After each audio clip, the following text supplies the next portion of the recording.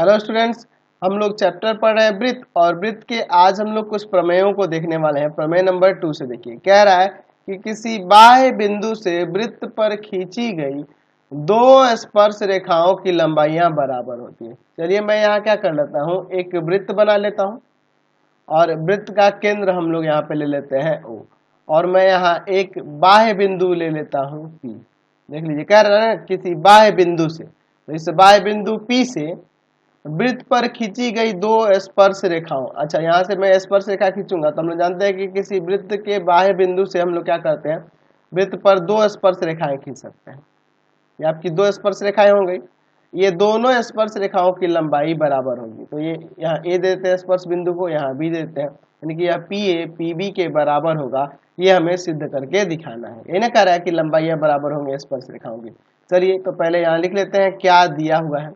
तो हमारे पास दिया है, यहाँ पे लिख सकते हैं कि केंद्र ओ वाले वृत्त पर बाह्य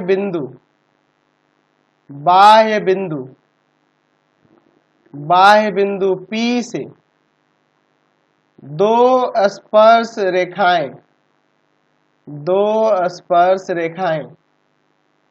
PA तथा PB खींची गई है।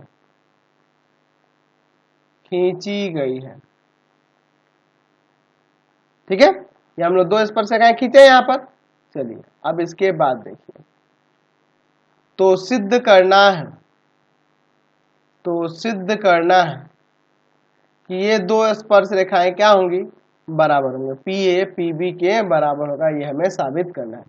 चलिए तो हम लोग इसमें एक रचना करते हैं। रचना में देखो क्या करेंगे, हम लोग रचना में यहाँ पर O से P को मिला देंगे, O से A को मिलाएंगे और O से B को भी मिला देंगे।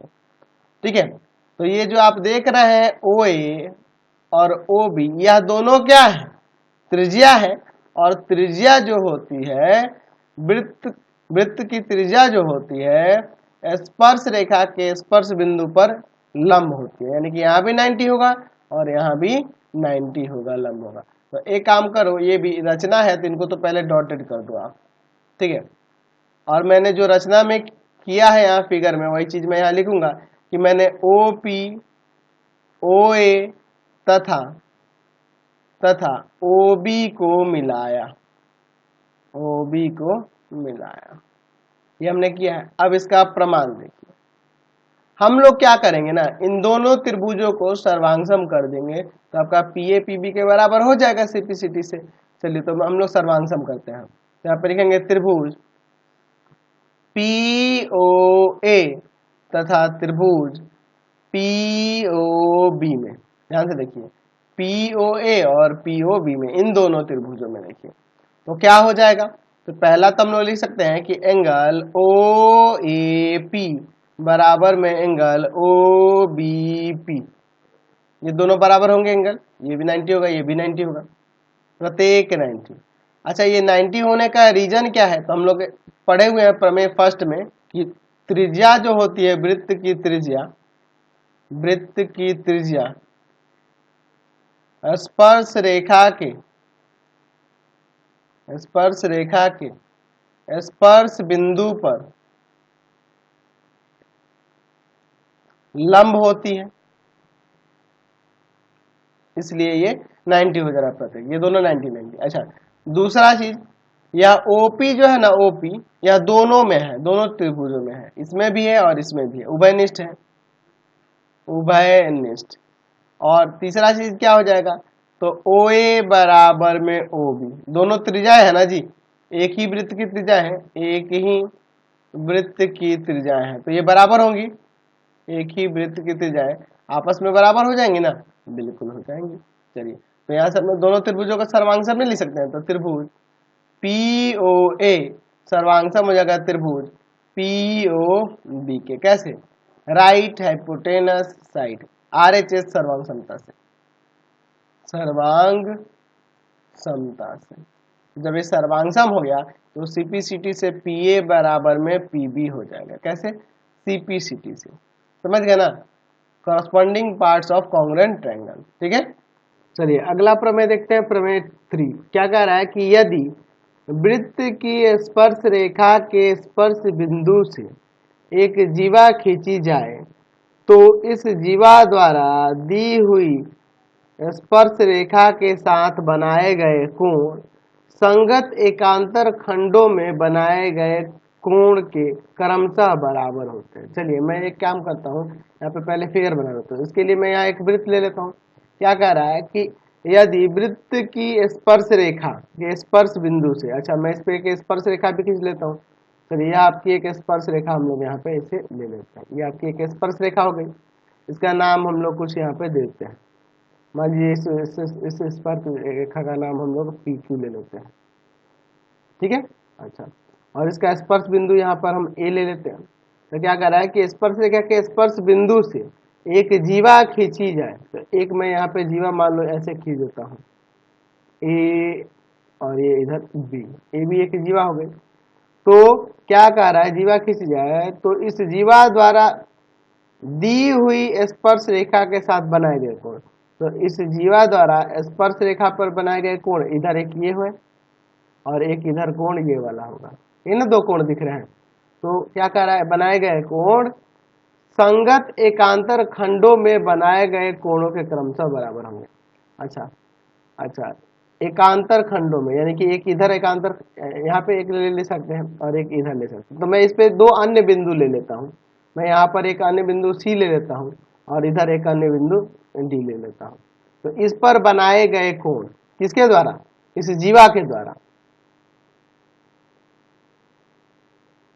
ठीक है, और इधर इनके क्रमशः बराबर होंगे। यानी कहने का मतलब है कि यह वाला कोण जो है, यह वाला कोण किसके बराबर हो जाएगा, इस कोण के बराबर हो जाएगा, और यह वाला कोण क्या हो जाएगा, इस कोण के बराबर होगा। देख रहे हैं ना, क्या कह रहा है कि इस जीवा द्वारा दी हुई स्पर्श रेखा के साथ बनाए गए कोण, इस जीवा द्वारा दी हुई स्पर्श रेखा के साथ बनाए गए कोण संगत एकांतर खंडों में बनाए गए कोण के क्रमशः बराबर होंगे। तो जीवा द्वारा यहाँ पे एकांतर अंत खंडों में कोण यही ना दोनों बनेंगे, एक यह कोण एक यह कोण। तो यह वाला कोण इसके बराबर होगा और यह वाला कोण इसके बराबर होगा। ये हमें सिद्ध करके दिखाना है। ठीक है, चलिए अच्छा मैं इसका केंद्र एक ले लेता हूँ। इसका मैं यहाँ पे एक केंद्र ले लेता हूँ, मान लेता हूँ कि O इसका केंद्र है। चलिए अब लिखेंगे दिया है, दिया है हमने यह PQ क्या खींचा है, एक स्पर्श रेखा खींचा है किस पे, वृत्त पर जिसका केंद्र O है। तो मैं यहाँ पे लिख देता हूँ कि PQ वृत्त, वृत्त केंद्र O वाली और त्रिज्या R वाली है ना, क्या है, एक जीवा है, एक स्पर्श रेखा है, सॉरी क्योंकि आपकी स्पर्श रेखा ना हो रही है, स्पर्श रेखा है। ठीक है, जिसके स्पर्श बिंदु, जिसके स्पर्श बिंदु, स्पर्श बिंदु क्या हो रहा है, A हो रहा है। स्पर्श बिंदु A से AB एक जीवा है, या AB एक जीवा खींची गई है। ठीक है, खींची गई है, AB एक जीवा खींची गई है। अच्छा अब यहाँ पे ये भी लिखेंगे कि जीवा AB के द्वारा वृत्त के खंडों में बनाए गए कोण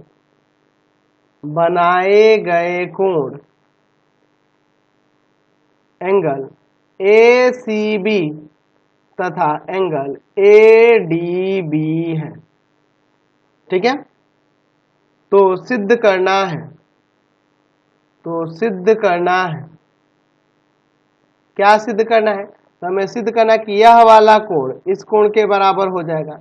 यानी कि ये क्या हो जाएगा, BAQ, एंगल BAQ बराबर हो जाएगा एंगल ACB के। और दूसरा क्या है, दूसरा है एंगल ये आपका BAP, यह वाला ना हो जाएगा एंगल बी ए पी बराबर हो जाएगा एंगल ए डी बी के। ये हमें सिद्ध करना। तो इसमें हम लोग रचना करेंगे।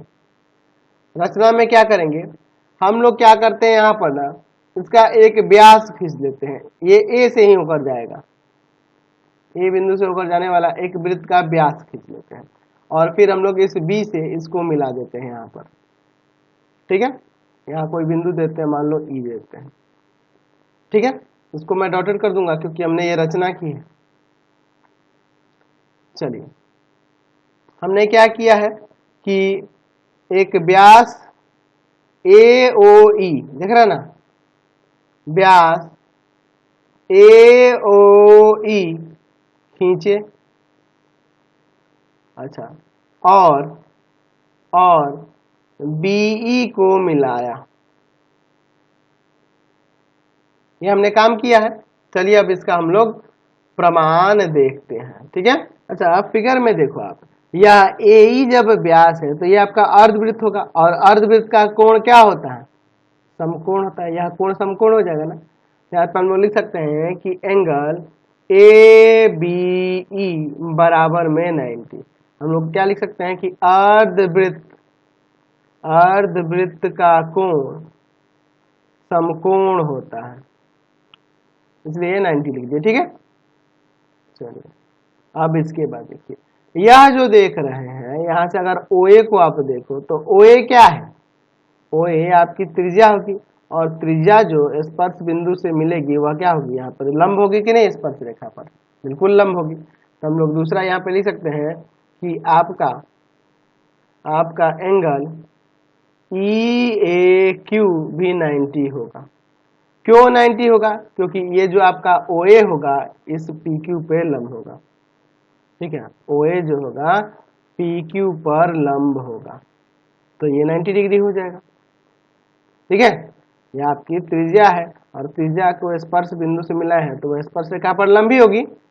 अच्छा, अगर हम लोग अब चले त्रिभुज ABE में, त्रिभुज ABE में अब इसमें का एक कोण समकोण हो रहा है तो अन्य दो कोणों का योग 90 होगा ना। तो एंगल EAB प्लस में एंगल AEB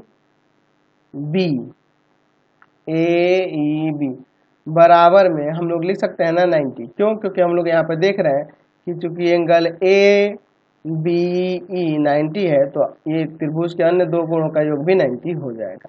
अच्छा, अब देखो यहाँ पर हम लोग देख रहे थे कि आपका एंगल EAQ ये 90 है, तो इन दो कोणों से मिलकर बना है।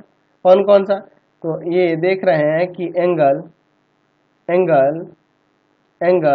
EAQ जो दिया है यह बराबर में है 90। तो हम यहाँ पे लिख सकते हैं, यहाँ पे क्या लिख सकते हैं कि एंगल EAB और प्लस में एंगल आपका यह हो जाएगा, कौन सा एंगल, BAQ है ना, BAQ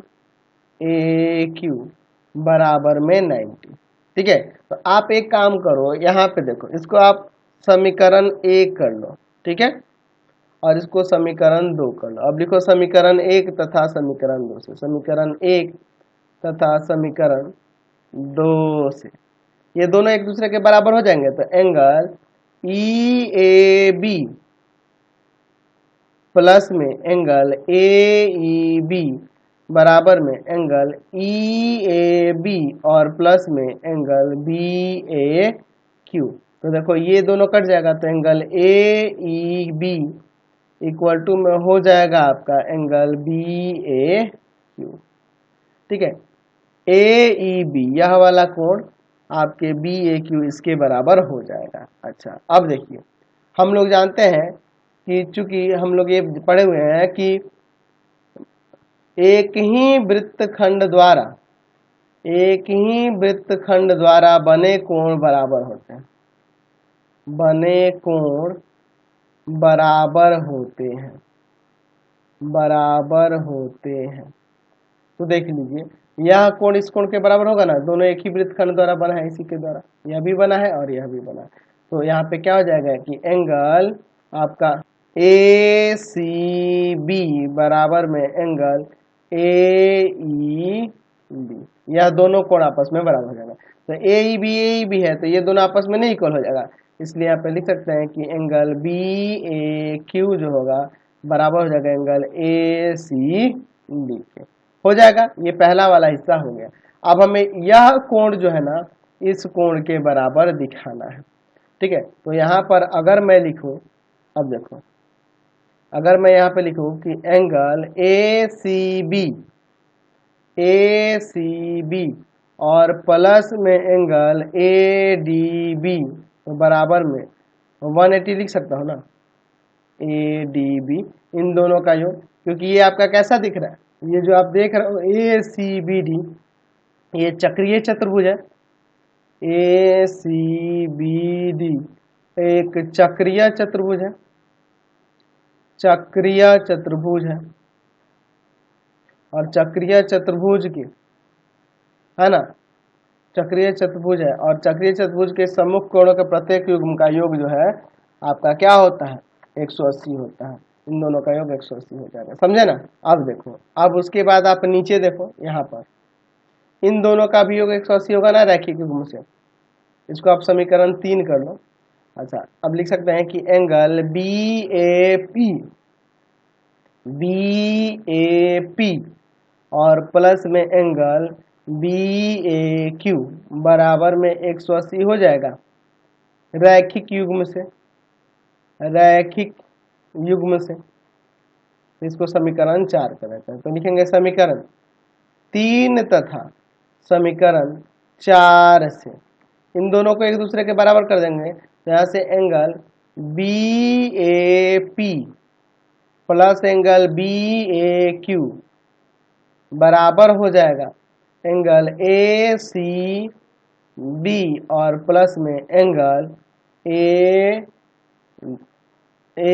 डी बी, ठीक है, ये हो जाएगा। अब देखो यहाँ पर ये दोनों कोण आपस में बराबर है। हमने दिखाया यहाँ पे कि ए सी बी जो है ना बी ए क्यू के बराबर है। तो इसको हटाकर हम लोग ए सी बी ही लिख देते हैं। तो angle B A P plus में एंगल बी ए क्यू को हटाकर हम लोग एंगल ए सी बी लिख देते हैं। और इधर भी आपका एंगल ए सी बी और प्लस में एंगल ए डी बी है। तो ये दोनों कट जाएगा। यहाँ पे रीजन भी मैं लिख दूंगा कि चूंकि हम लोग प्रूव कर चुके हैं कि एंगल बी ए क्यू जो है ना इक्वल है एंगल ए सी डी के, इसलिए मैंने इसका नाम चेंज किया। दोनों कट गया, हमें जो प्रूव करना था गया ना, एंगल बी ए पी बराबर हो जाएगा एंगल ए डी बी के। ये भी आपका प्रमाणित हो गया। हमने दोनों को दिखा दिया, एक यहाँ पे और एक यहाँ पे, ठीक है। चलिए अगला प्रमेय देखते हैं। ये प्रमेय 3 का विलोम है। जो पिछला प्रमेय अभी हम लोग देखे थे ना उसी का विलोम है। कह रहा है यदि वृत्त की जीवा के एक छोर बिंदु से होती हुई खींची गई रेखा और जीवा के बीच का कोण एकांतर खंड में जीवा द्वारा आंतरित कोण के बराबर है तो यह रेखा वृत्त की स्पर्श रेखा होती है। यह हमें सिद्ध करना है। चलिए हम लोग क्या करते हैं, एक वृत्त ले लेते हैं। समझिए इसको, ये आपका वृत्त हो गया। क्या कह रहा है, यदि वृत्त की जीवा के एक छोर बिंदु से होती हुई खींची गई रेखा, अच्छा मैं यहाँ पर इसमें एक जीवा ले लेता हूँ। मान लो मैं यहाँ पर ऐसे ले लेता हूँ, ये आपकी जीवा हो गई, ठीक है, यह आपकी जीवा हो गई। इसका नाम देते हैं हम लोग ए बी। ए बी आपकी जीवा हो गई। अच्छा, ए बी के एक छोर मान लेते हैं ए से एक रेखा खींची जा रही है इस तरह से, ठीक है, आपकी एक रेखा खींची जाएगी। एक्चुअल में यह स्पर्श रेखा ही खींचेंगे, लेकिन हम लोग कहेंगे कि ये बस एक रेखा है, ठीक है। इसका नाम देते हैं यहाँ पी और इधर देते हैं क्यू। यहाँ पी क्यू हम लोग एक रेखा खींच रहे हैं एक छोर से, ठीक है। क्या कह रहा है कि खींची गई रेखा और जीवा के बीच का कोण, यानी यह कोण एकांतर खंड में जीवा द्वारा अंतरित कोण के बराबर है। अर्थात इस जीवा द्वारा इस खंड में बना हुआ कोण इधर हो जाएगा, ऐसे एकांतर खंड में बना हुआ कोण ये ऐसे हो जाएगा। तो इस कोण के यह कोण बराबर है। तो मैं सिद्ध करना है कि यह जो रेखा खींच रहे हैं पी ए क्यू, यह आपकी क्या है, एक स्पर्श रेखा है। ये हमें साबित करके दिखाना है। तो देखे ना, ये उसी का पिछले वाले प्रमेय का विलोम है। पिछले प्रमेय में ये स्पर्श रेखा देता था तो ये दोनों कोण बराबर दिखाना था, आपकी बारी ये कोण बराबर है तो इसे दिखाना कि ये स्पर्श रेखा है। तो चलिए पहले लिख लेते हैं क्या दिया हुआ है और क्या सिद्ध करना है। दिया है हमारे पास ए बी क्या है, तो ए बी हम लोग देख रहे हैं यहाँ पे। अगर मैं चाहूँ तो वृत्त का केंद्र ले सकता हूँ, ऐसे केंद्र की कोई आवश्यकता नहीं पड़ेगी, फिर भी मैं यहाँ केंद्र ले लेता हूँ। तो ए बी क्या है, तो ए बी वृत्त, वृत्त सर्कल जिसका केंद्र है O और त्रिज्या है R की एक जीवा है। ये भी आपकी जीवा है। अच्छा, उसके बाद क्या दिया हुआ है कि A से होते हुए, A से होते हुए, A से होते हुए एक रेखा PAQ खींची गई है, खींची गई है। किस तरह से खींची गई है कि एंगल, एंगल ये वाला एंगल क्या नाम है इसका, BAQ बराबर है एंगल, इसका नाम यहाँ पे कोई बिंदु देते हैं, C देते हैं, तो ACB हो जाएगा, एंगल ACB। जहां C क्या है, तो C देख रहे हैं, जहां C BA में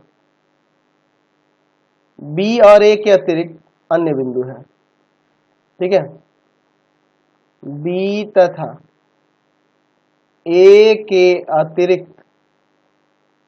अतिरिक्त अन्य बिंदु है वृत्त पर, ठीक है।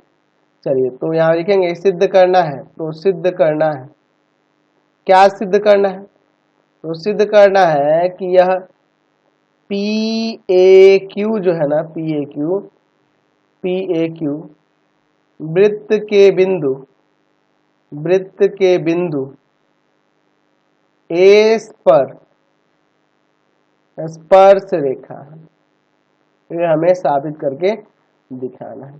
चलिए तो हम लोग यहाँ पे इसमें रचना करते हैं।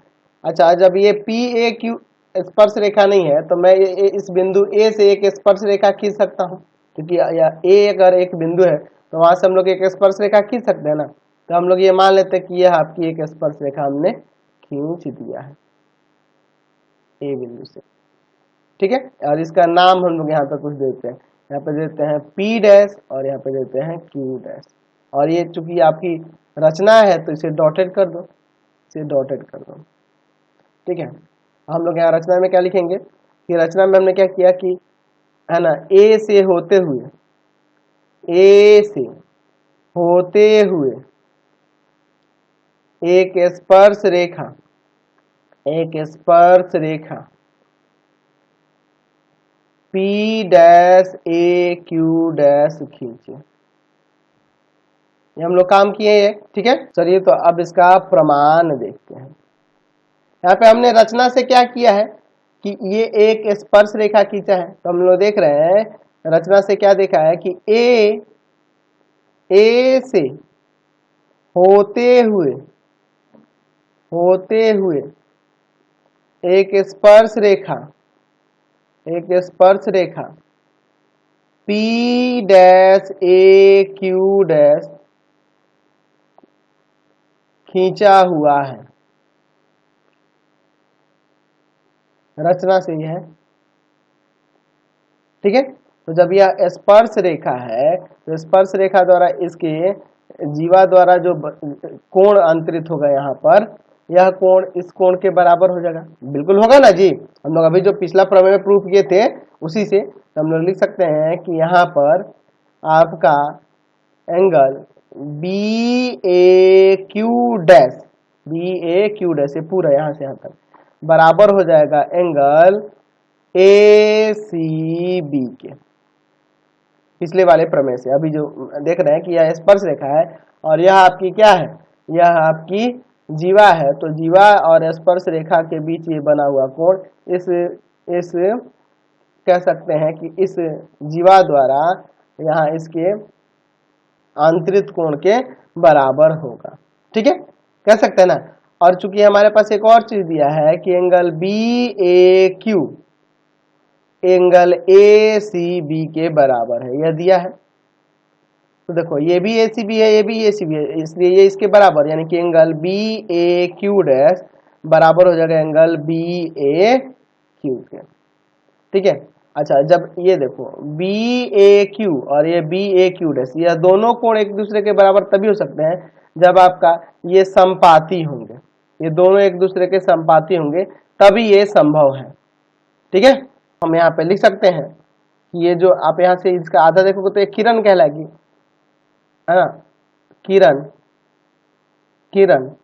AQ तथा AQ' समपाती है, अच्छा, इसी प्रकार अगर मान लो इधर भी अगर यह वाला कोण लेते, ठीक है, यह वाला कोण लेते और इधर एक कोण अंतरित कर देते, तो यहां से हम लोग दिखा सकते थे कि ये इसके संपाती हो जाएगा। तो हम लोग लिख सकते हैं कि इसी प्रकार आपका AP तथा AP' संपाती होगा।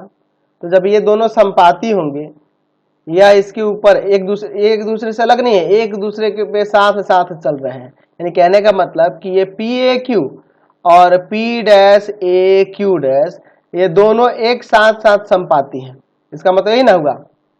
अतः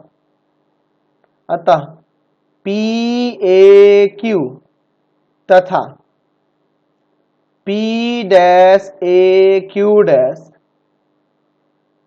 संपाती है। अच्छा, जब ये पूरा एक दूसरे के ऊपर संपाती हो जा रहा है, तो संपाती होने का मतलब है कि अगर ये P'-AQ' या स्पर्श रेखा है तो PAQ भी क्या हो जाएगी, स्पर्श रेखा होगी, क्योंकि दोनों एक दूसरे के ऊपर ही हैं। यहाँ लिख सकते हैं कि अर्थात PAQ वृत्त के बिंदु A पर स्पर्श रेखा है। ये हमने साबित करके दिखा दिया। तो यही 3 प्रमेय और बचे हुए थे, हमने सबको बता दिया। अब हम लोग एक्सरसाइज में चलेंगे। आपको हमारे 3 चैनलों को सब्सक्राइब करना होगा। पहला है पाथ फाइंडर क्लासेस छपरा, दूसरा है आपका भारती भवन रविकांत सर,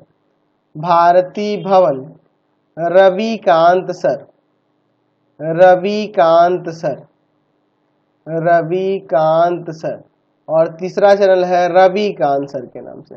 तीनों को सब्सक्राइब कर लेंगे और इससे रिलेटेड वीडियो के लिए सीधे डिस्क्रिप्शन में जाएंगे, और इससे रिलेटेड नोट्स के लिए गूगल पे जाकर सर्च करेंगे www.ravikantsir.in, और यहाँ पर जाकर आप सभी क्लासेस के नोट्स और उनके PDF को डाउनलोड कर सकते हैं और पढ़ भी सकते हैं। इंस्टाग्राम और फेसबुक पे जाके पाथ फाइंडर क्लासेस छपरा को लाइक एंड फॉलो करना नहीं भूलेंगे।